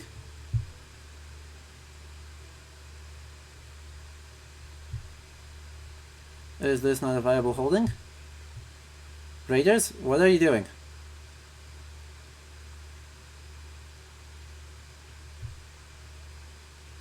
Ah, yes, because that is a non-viable holding. God dang it, someone got that ahead of me. Ay vey, cannot be raided again, till April 5th. She's like 5 years away?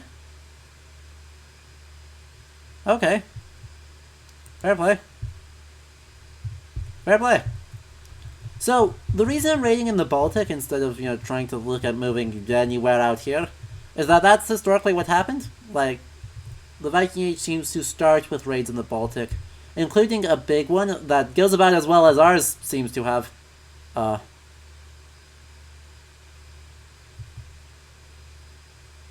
Wait, what? Recently raided again? Where has not been recently raided?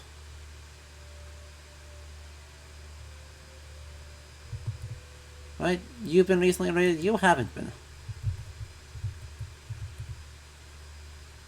Right? This town has been. This town has not been. Okay. Gotta find somewhere that's not been burned to the ground. Admittedly, we are a relatively small group of raiders. But anyway, the Sodoma burial is a kind of hasty ship-based mass grave built that dates to the 750s. Why are you not doing the thing? If the one's been raided, are they all going to be raided? Is that what's going on? Did I just miss the chance? Fine. Yeesh. Okay. Be that way. Or at least earning teeny amounts of gold. I should be doing literally anything with my court.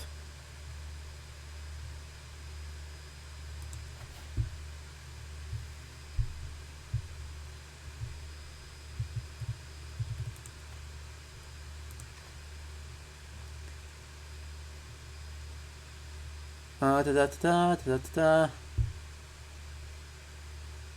Interesting. Until all heathens are defeated. Yes, quite interesting trait game. Hail then. That word that refers to mostly Norse pagans in, Oh, he is one-eyed. Hey, that's hilarious. Being one-eyed increases his learning. It does, however, decrease his prowess.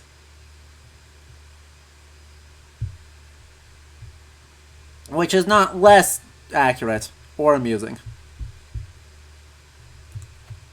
You know, who is in charge of these? We're going to replace him because I want Friedricher in that spot. Perfect. Nailed it. We can then immediately start a scheme against...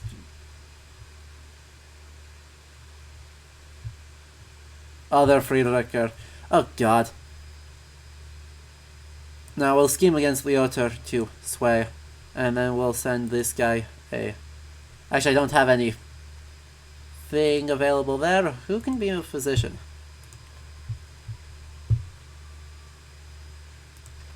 Let us try. Yeah, I know death perception, but also it's very silly.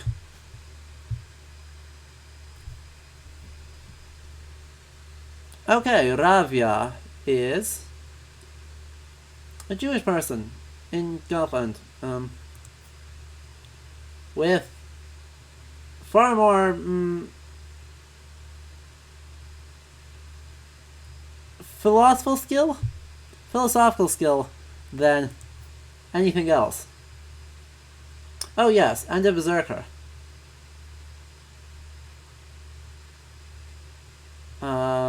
Quite.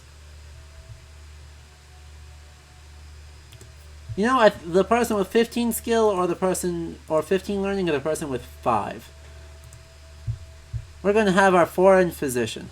I am in debt. That's awkward. Good to know.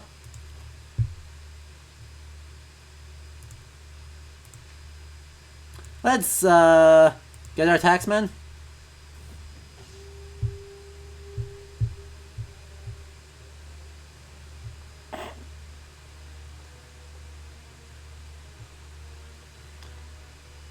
Oh no!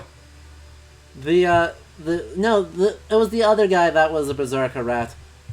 Not the Jewish guy. It comes from nowhere, hitting me clean in the temple.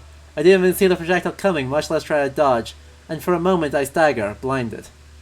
A sharp peal of giggles rises behind me, and I whirl. Rögnvalder, my son, rises from his hiding spot, another snowball already clutched in his vicious little hand. So this is actually taking a scene straight from a saga. I don't remember which one. It's in Heimskringla. It's one of the King sagas.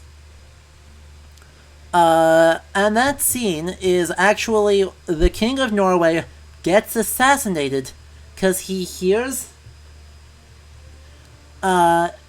he's walking in a snowstorm with his hood pulled up to protect him from people throwing snowballs at him, and so he doesn't see an arrow coming, and it strikes him in the back of the head and he dies.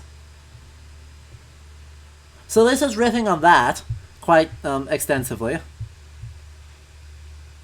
And our guy is suitably horrified with his glorious, glorious beard.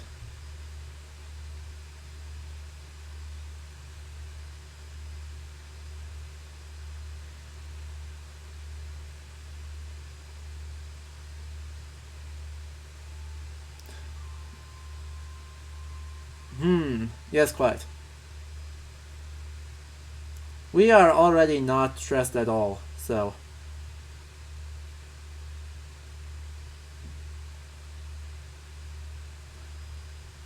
Indeed, who? We can either have a nice snowball fight, or we can have a very serious snowball fight. You know, we're not very good at this. We'll probably lose this fight.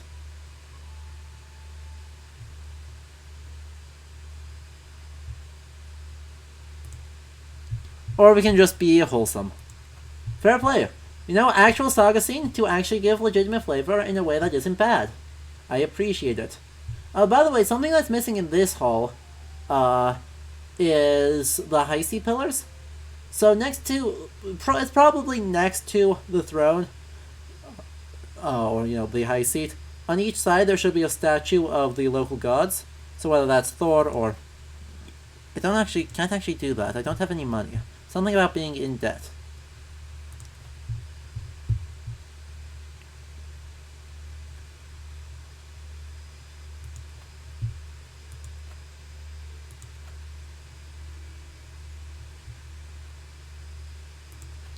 We could determine a personal deity. I could be to Odin. Better intrigue. Could be better martial. Could be better stewardship and better prowess.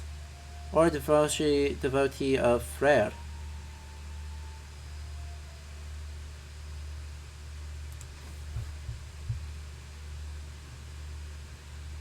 Deciding on a deity. The gods are many and inscrutable, yet I cannot say that there are not some who hold a special appeal to me. Were I to dedicate myself openly to the express worship of primarily one such deity, I would doubtless draw like-minded souls to my side. Thor, friend of humanity. Chaos stewardship, because that lets me tax people. Taxes.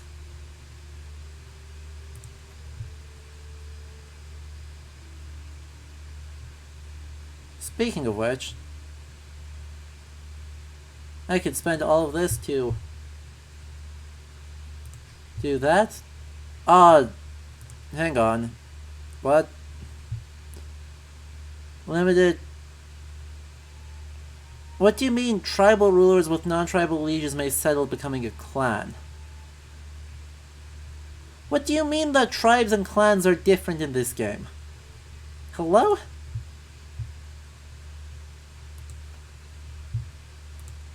I have no cash. What am I doing? Can I raise more taxes, please?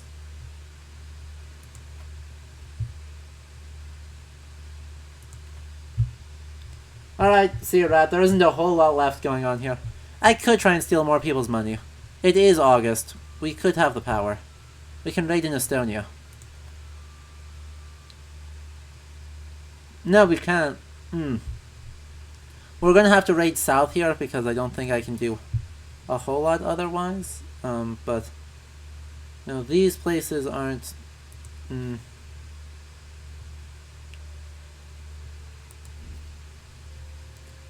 There's a lot of places that have been recently raided, so I need to be a bit careful. Right, looks like there's one there that I can raid, one there I can raid, and then some way out here. But what I am worried about doing is pushing a little bit aggressively, and then getting myself into a lot of trouble. Because, recently raided.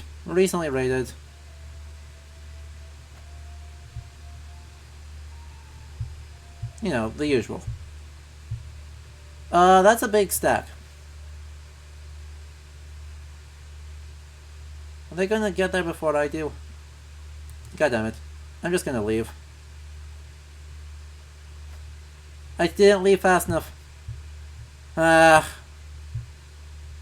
Terrible. I was trying to just get away. 'Cause...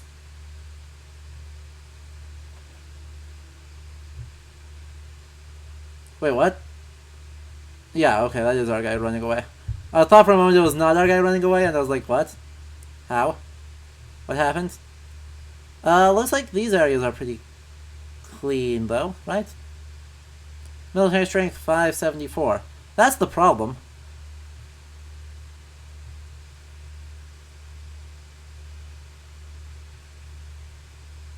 Right?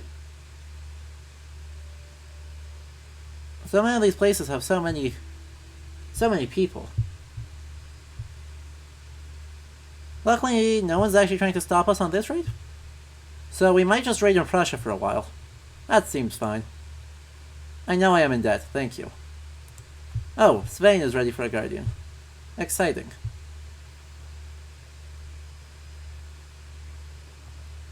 Raphael is pretty good.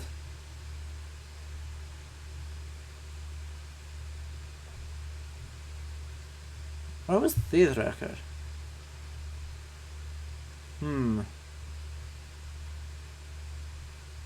Still, we'll do that for a while for now. Thank you for the raid. We are now only 3 in debt. Huzzah. Well, we'll just bounce around here, just doing raids. You know, the usual.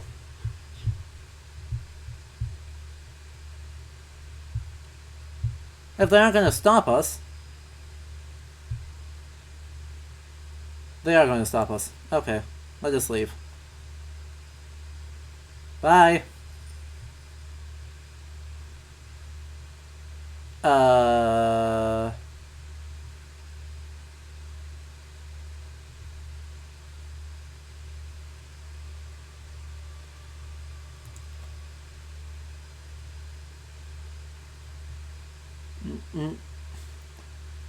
This is not a sensible...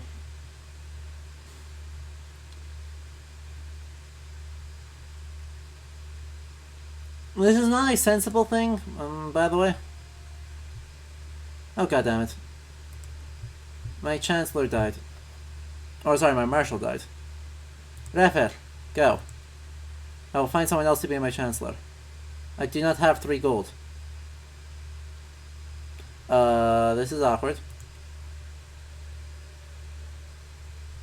Ah, dang it. And my whole group was wiped out? Did my military just get wiped? What happened? Yeah. They just got wiped. Okay. So be it. Yeah, KJ, that didn't make any sense, but we did it anyway.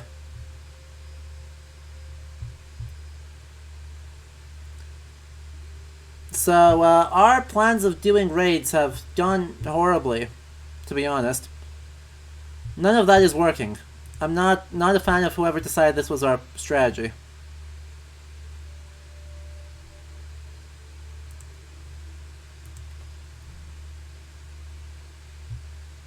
I thought that this one was a good idea. Not a lot of resources and extremely little manpower right now, to be honest. Right, we're looking at extremely low numbers of people. Oh, good. We're having another kid. I'm sure that's fine. We definitely have enough land to split up between them. Absolutely do. Yep. Sure. Promise. I only need to get one.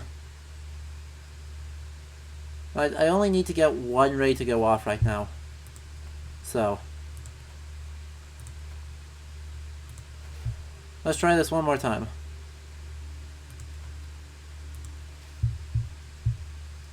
Raphael is our champion. Good. He's our best choice by far.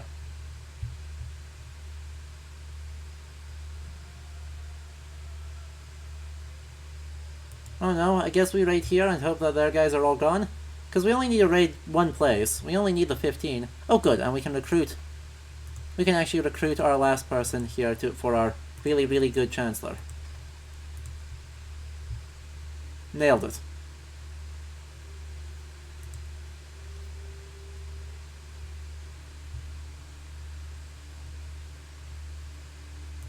Is this not an eligible place? Can we not raid in... Can we not raid in Scandinavia? What do you mean we can't raid in Scandinavia? That's nonsense.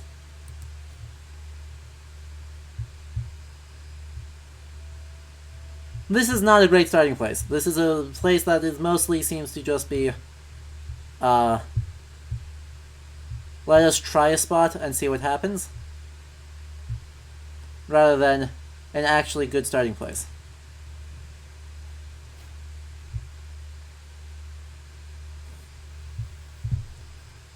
Oh good, we got another...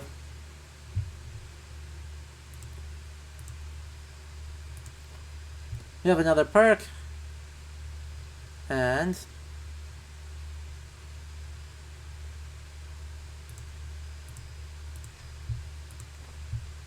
why am I not able to do that? Oh, you have no money. That's why. I can nominally raid you but no money. Okay.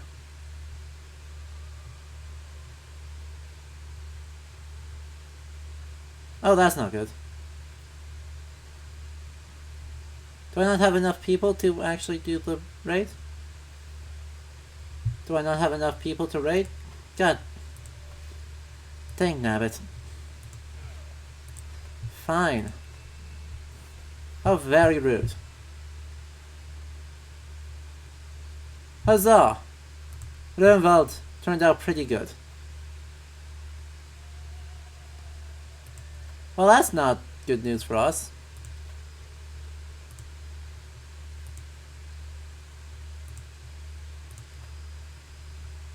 Bye, money.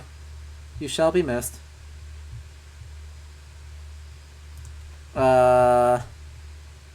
Nailed it.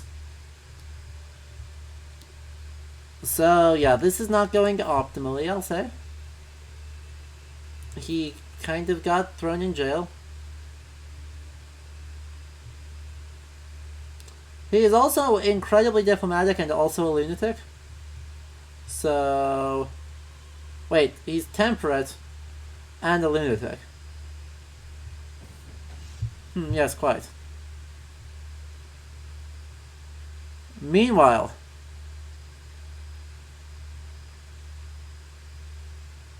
Friedricher has earned a lot of cash. Congratulations, Friedricher.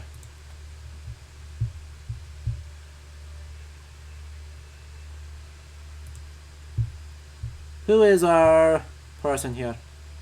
That's not the right one. Oh yes, this is our Varangian. He is actually not very good at anything. Okay. Even though he's very Greek and very impressive.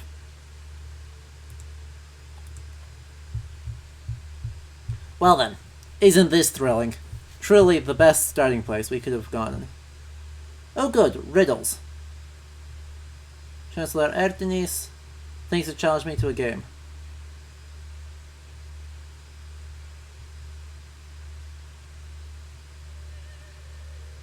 We will try. Aww. I spent a lot of things that I don't have. Fine. Riddle contest, that's basically a flighting under more guys. Really? They're arguing again? Hey vey. Those two really need to stop.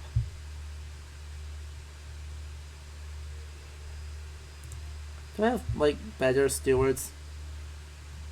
Not really. Everyone kinda sucks at stewardship.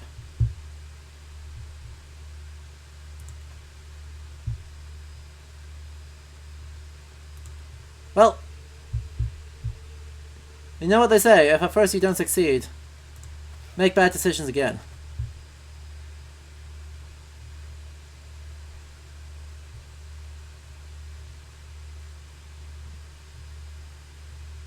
I can raid in Finland for a decent amount of cash. We'll see if Finland actually lets me raid successfully. 400 is better than I've had so far. Oh, ketchup, that makes me feel very good. No, I am terrible at this game. I actually just don't enjoy this genre of games all that much. Right, I don't usually play this on my own time. Not that I have a lot of that anyway, but I really don't feel the need to. Because I don't enjoy this all that much. It's fun to dig in and see what the options available are. But for the most part,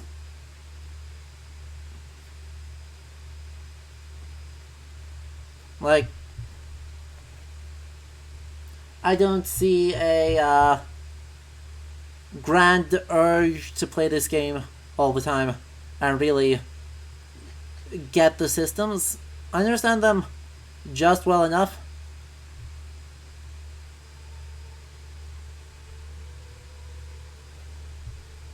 Wow.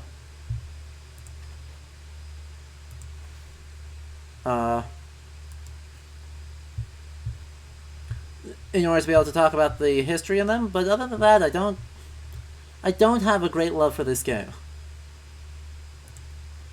It just feels fine.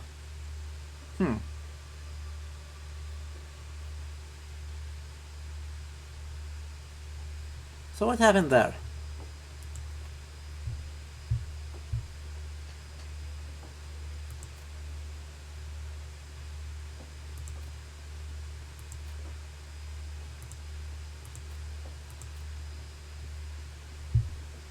Firstly, also,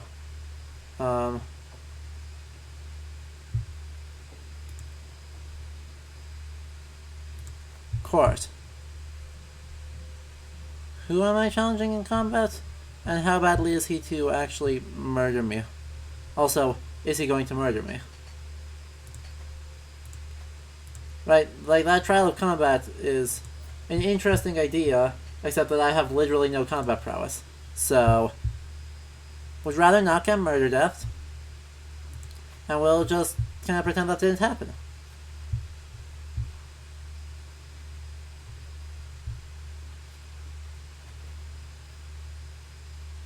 And now we will do another raid. Perfect. And then we will disband these guys very quickly.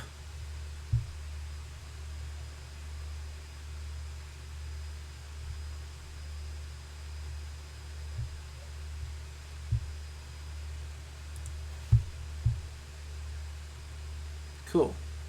Why can't we not disband them? Why? Damn it. That's what I was afraid of. Even though our guys are fighting valiantly, they are kind of in trouble. That was quite valiant, though. And Ugh.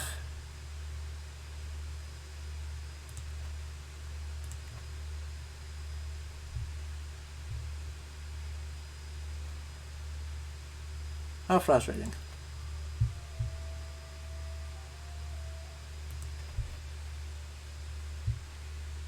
There went all of my cash again. What are my guys doing here?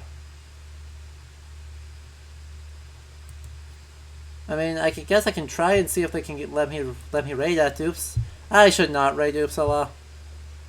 I'm going to try and raid Uppsala. I should not actually see if I can raid Uppsala. I can raid Uppsala. I'm gonna get ready to run away from Uppsala.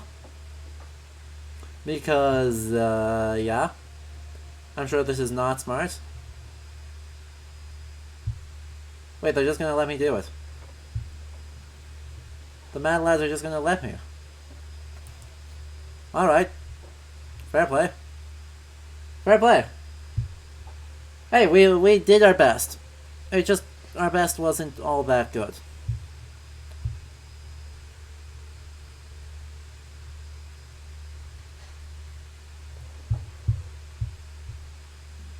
We shall at least, though, raid a little bit, see if we can make any money. Because, oh boy, we have not... Hello? Why can I not raid there? Well, that's fine. I'll just leave. I should outrun him. I selected move before he did. Selected move before he did? What's this? God dang it. Every bloody time. That's another thing I dislike about this, right? There is no rhyme or reason to the order of which things happen.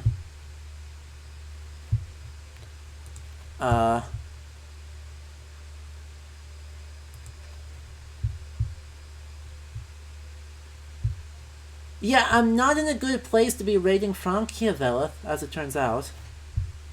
Something about the, being... very much... on the wrong side of Scandinavia.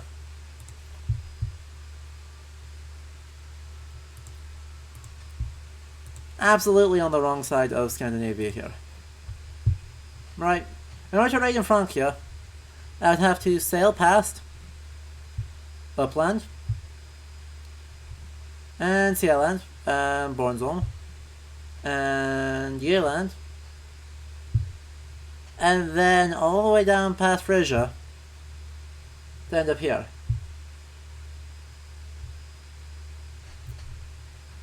That's great if you're Jorvik. That works okay if you're Denmark. None so great for Gotland.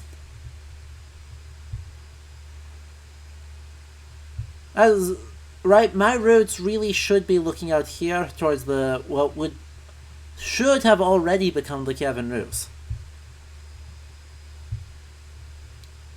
Looking down here and along these river routes.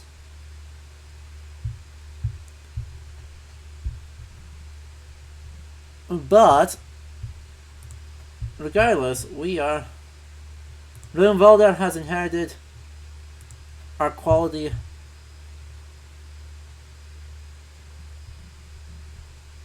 The great, magnificent quality. Wow, those are a lot of claims.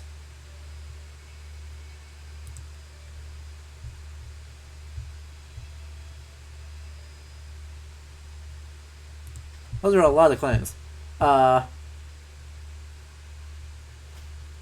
But he has inherited, okay,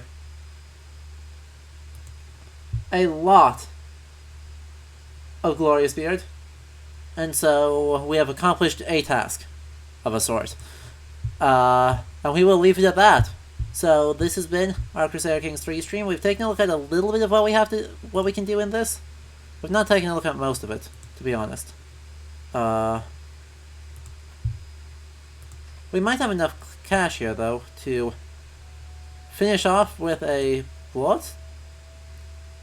Let's take a look at what our decisions are. If we cannot do that. We do not have... What? Wait, what do you mean missing 10? Oh, I need 200 prestige. Okay, so let's actually keep going to get to the blood, and then we will let it be. Since we are close to that, and I've got to have an event soon that'll let me get a little bit of prestige. That would be lovely.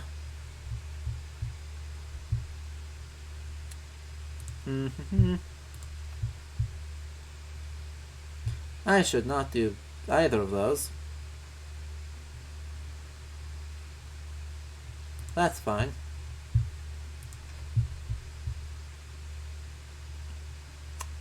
Could lawfully imprison...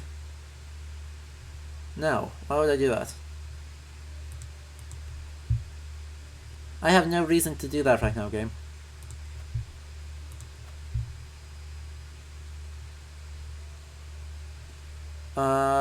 What schemes can I do?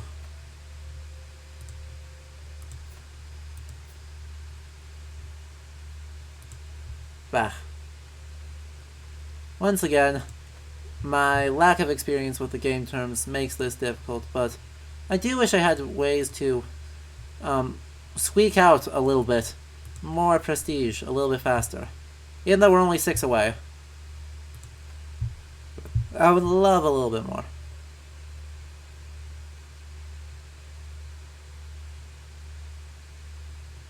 Interesting. Slovanska Pravda.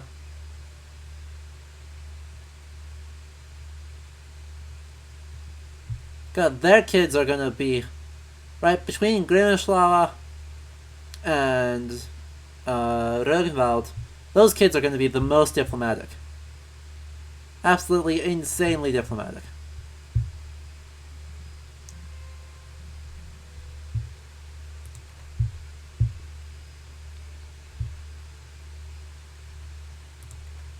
Oh well.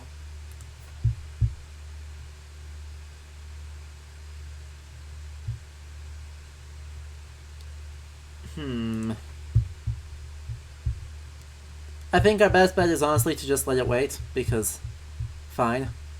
It's fine. I can wait for 3. And just not do... Not rush it, you know? Not rush it.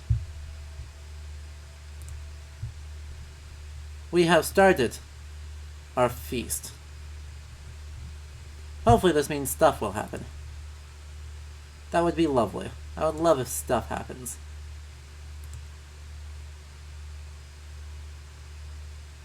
Anyway, all these people that I can declare war against. And so little sense to do that.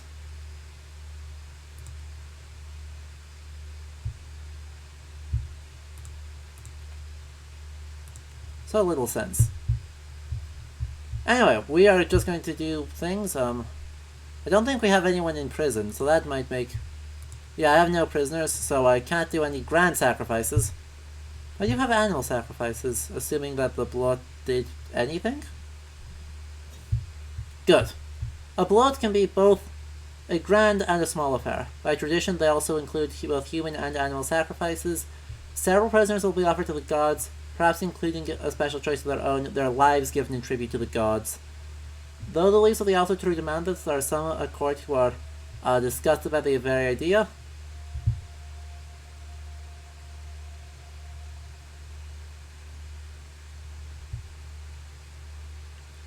And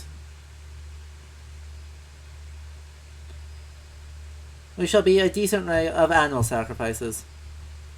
Just because. We don't have the cash to be able to afford the fancy ones. That's essentially all it boils down to. We don't have a lot of fancy going on. And what happens next? Come on. We're at feasting season. I can't pull out my guys, even if I could. I'm actually in good shape. I could go in a fight.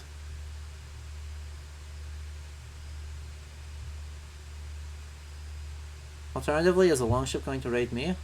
No. Lame. Cowards, every one of them. Come on, someone do something. There we go. This is a long-ass feast. That lasted for like 2 months.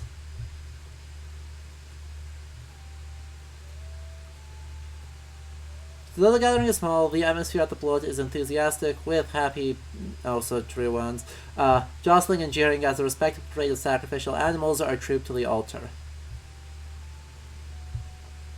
Okay, the Gothar use it to paint the walls of the temple inside and out. That is Adam of Bremen, right there. Neat. What do you expect?